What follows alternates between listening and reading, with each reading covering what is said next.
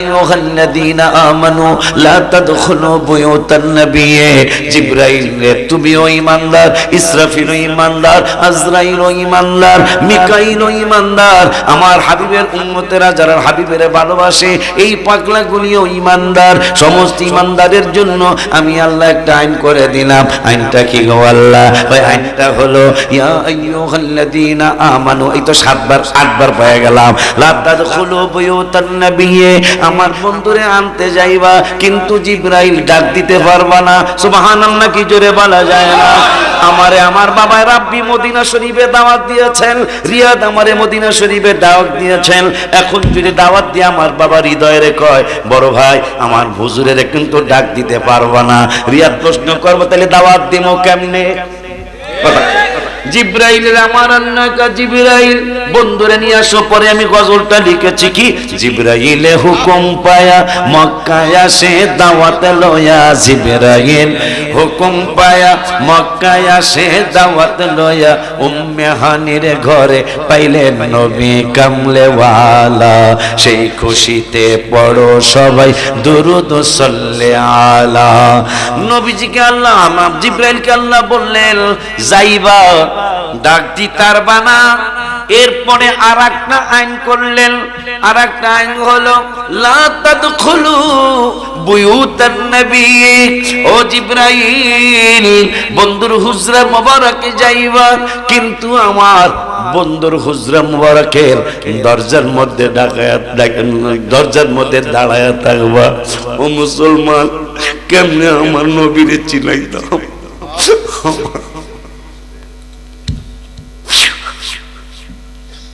কেমন কথা বাবা মাওলানা। আমার আল্লাহ ইমানদারদের জন্য আইন করে দিলেন বন্ধুর বাড়িতে যাইবা লা তাদখুলু বুয়ুতান নবী। বুয়ুত মানে বাড়ি, বুয়ুত মানে বাড়ি। লা তাদখুলু ঢুকতার বানা। আল্লাহ আইন করলেন কোরআনের 22 পারায়।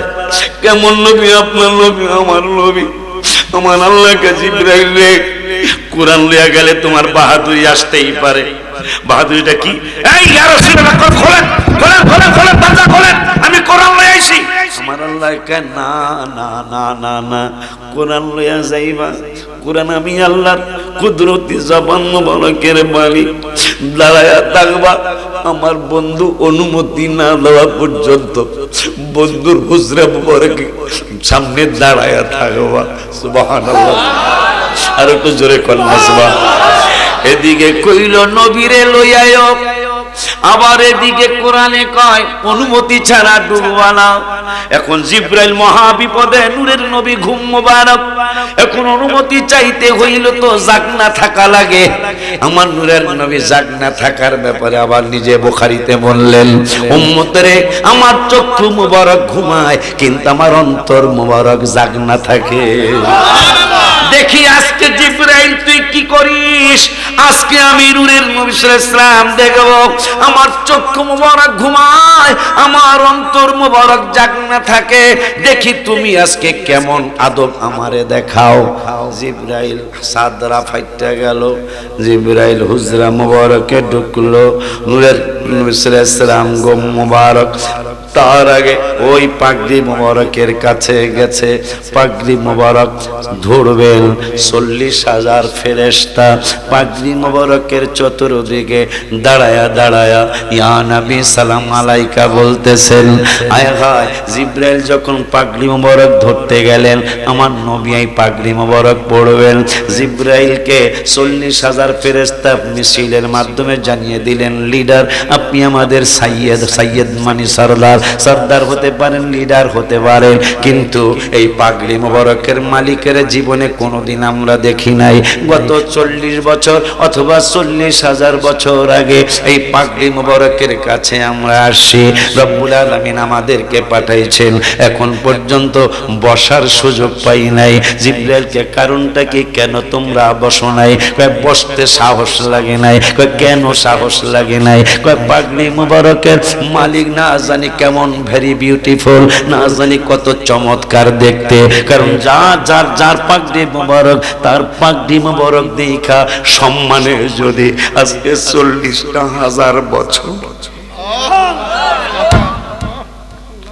কিতাবের নাম নুজাহাতুল মাজালিস, আব্দুর রহমান সফুরি রহমতুল্লাহি আলাইহি কিতাবটা লিখেছেন।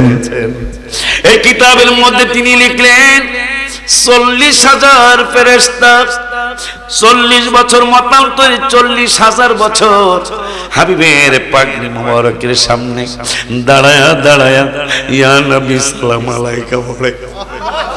তোমরা সারা পৃথিবী সবাই যদি তোমরা ঐক্যবদ্ধ হয়ে বলো নবীরে দাঁড়ায়া সালাম দিবা না, কিন্তু জানা যায় তুমি বইয়া সালাম দিতে পারবানি। তুমি কি নামাজের সময় হয়তো আত্তাহিয়াতে সালাম দিবা, বৈশা আল্লাহ ওয়াজিব করেছেন বৈশা, কিন্তু জানাজার নামাজে না দাঁড়ায়া কি সালাম দেওয়া যাবে নি? কথা বলেন না ঠিক কিনা রে বাবা? হায় হায় হায় হায়, ওদিকে আমি গেলাম না। জিব্রাইলকে ফেরেশতারা ডেকে বলল, নিরাত যদি আপনি আমাদের ওই পাগড়ি মোবারক যদি নিতে চান, পাগড়ি মোবারকের মানুষটার পাগড়ি মোবারকের মালিকের জীবনে কোনোদিন দেখি নাই, আপনি যদি বলেন আপনি যদি নিতেই চান তাইলে আমাদের একটা শর্ত আছে। শর্তটা হলো আমাদেরকে নিতে হবে। আরো জোরে কম। পাগড়ি দেখে যদি এত ভাল লাগে তাহলে যিনি পাগড়ির মালিক তারে দেখতে না জানে কত ভালো লাগবে। আমাদেরকে নিলে আমরা নিতে দেব, নাইলে আমরা এই পাগড়ি মোবারক পাগড়ি মালিকের দেখবো না। সমস্যা নাই, আমরা পাগড়ি মোবারক দেখেই প্রাণ জোড়াবো। মারহাবা জোরে কয় না? এই জন্যই তো আমি গজলের মধ্যে লিখেছি।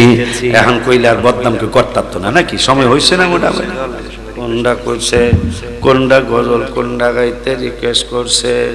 আয় আয় আয়, ঠিক আছে। এক গজলে প্রত্যেকে 500 করে দিতে হইব।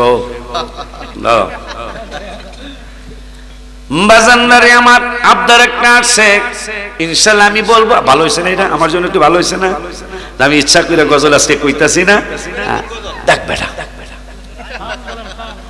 আর 9 মিনিট পর 12টা বাজবে। বেড়া মায়া করতে বলে, বেড়া ফল গাছ যত মায়া করবা ফল তত বেশি ধরবো। ফল চাইতেছে কিন্তু মায়া করতেছ না, একদিন গাছটা মারা যাবে, আর কোনোদিন ফল ধরবে না। কথা বলছে কিনা? ওই যে আর এক বাজানে কইছে আল্লাহ ভরসা। ঢেকি চিনেন? ঢেকি এখন তো ঢেকি নাই। মা তোমাকে মাছ আছে, আমাকে মাছ আছে, আমার মাছ আছে তো আমার নাই। তোমাকে মাছ আছে জিগায়ও যখন বাজান বিয়ার অনুষ্ঠানের সময় আসছে, এগো ঘুমাছিল মহিলা গো, আয় হায় রে, গীত বোঝো না, তোর গীত নাই। গীত গাইতো, বিয়ার গীত গাইতো, আর বারা বানতো, বারা বানা বোঝেন?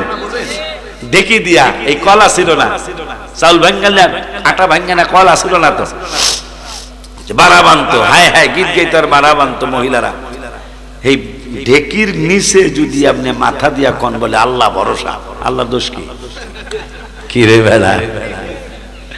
ডেকির নিচে যদি মাথা দিয়া আপনি কোন বলে আল্লাহ ভরসা, আল্লাহ কইব আরে একটা দিলেই তো চলতো, 10টা দিয়া শেষ করে আল্লাহ। কথা ঠিক না? হ্যাঁ, ডেকির নিচে মাথা দেখা। কথা ঠিক নেই? এই জন্য এখন মাঝে মাঝে আমি ওই অ্যাপ চালাইতে জানি না, ড্রাইভার কাছে অ্যাপ চালাই না শিখ, নাহলে তোর চাকরি নট। কারণ কোন রাস্তায় জাম আছে কোনটায় নাই অ্যাপসে ঢুকলে দেখা যায়। তো আমি এটা পারি না, অনেক কইছি তোর চাকরি থাকা না থাকা অ্যাপসের উপর নির্ভর করবো। এখন হ্যাঁ হিক্স আল্লাহ দিলে, পরশু দিন দেই আল্লাহ দিলে, কালকে তোমাকে বাসায় করে আসতে চাইছিলাম, পরে কইলে মাহফিলের বাড়ি, আমি গেলে না জানি কোন একটা কষ্ট পায় ওরা, এই জন্য আহি নাই। যাক বাড়ি চিনে গেলাম, চিনে গেলাম। শিয়াল মুরগির খোপ বোঝেন?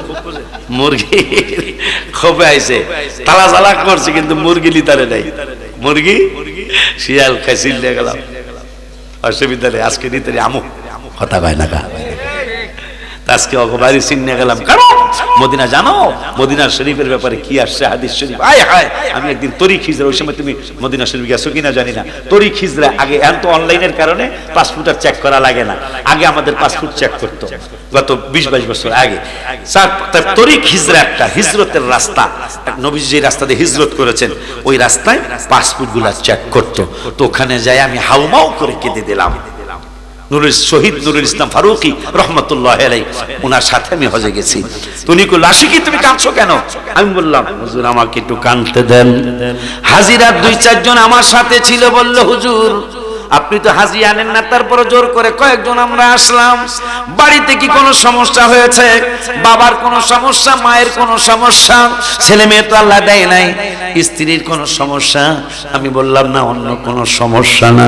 আমি এই সাইনবোর্ডটার দিকে তাকায় একটু কাঁদতে বাধ্য হলাম, কারণ সৌদির সরকার এই সাইনবোর্ডের মধ্যে লিখে দিয়েছে এই মদিনার শহরটা সৌদির সরকারের নাকি শহর না, এই মদিনা শরীফের শহরটা বাদশাহ দরবার বাদশার বাড়ির শহর না, এই মদিনা শরীফের শহরটা নাকি সৌদির রাজপরিবারের শহর না।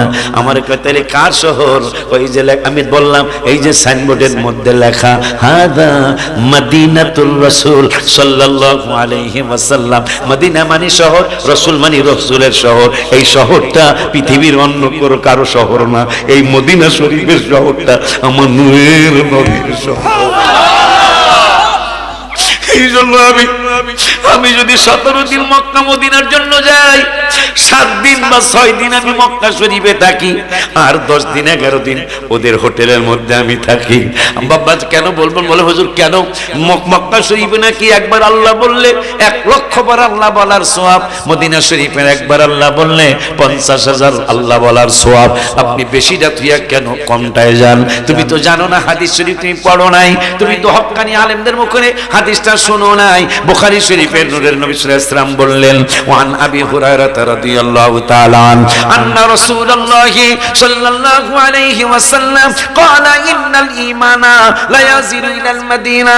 আর একটা হাদিস আবু হুরায়রা আনহু ক্বালা রাসূলুল্লাহ